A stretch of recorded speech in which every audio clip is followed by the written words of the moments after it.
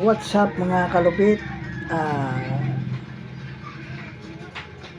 Pahinga muna tayo sa ilang araw natin pabalik paparon sa pagpa-check up kay inay.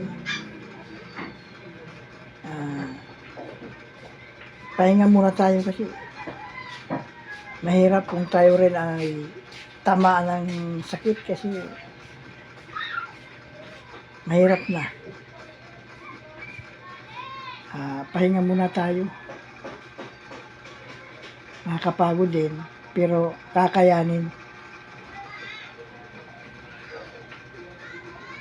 Nandyan si God. Lagi nakasubaybay sa atin.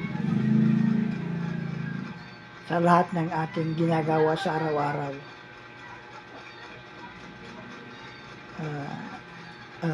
Yun si Inayo.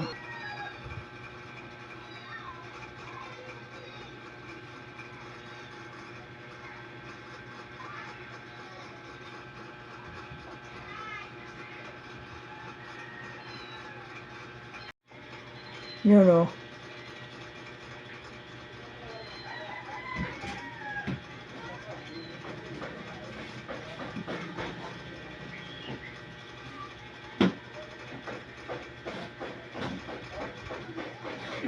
Ano ma, hindi na nasakit yan? Nasakit pa ba? Saan? Yung kanang paa mo na sinimintuhan? Nagsasakit-sakit na. Masakit pa rin. Yung mga kalapot.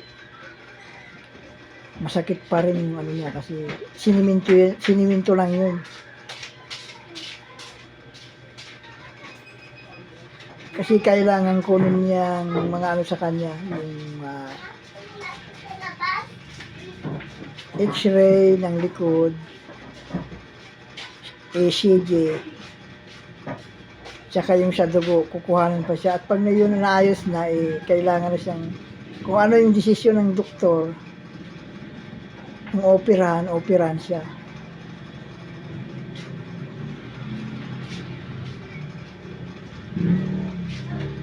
Kaya yun.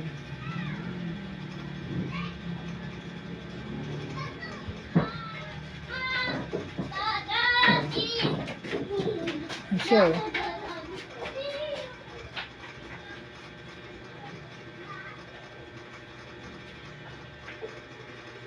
meron siyang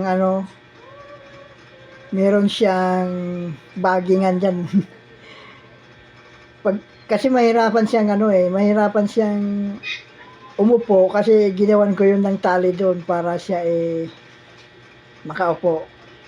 Sige mga, pakita mo nga sa mga viewers yung ano mo, yan. Umupo ka muna.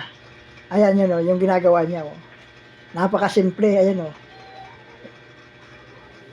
Parang si Tarzan o. Ayan o. Diskarte. Kasi nahihirapan siyang umano yung bumelo pag umupo kasi yung paa niya, di ba? Ngayon, yun, nakahawak siya doon. Kaya, sige, higa ka naman. Higa ma, ayun. O, dahan-dahan lang. Ayun o. Napakasimple. Yun o. Kasi pag pumirsya siya na umupo, medyo sumasakit yung sinimintuhan sa kanya, kaya yan ang ginawa ko. Nilagyan ko ng tali doon sa dulo ng higaan niya. Para kasama na rin yun para ma-exercise yung niya, yung kamay niya. Kaya yan o.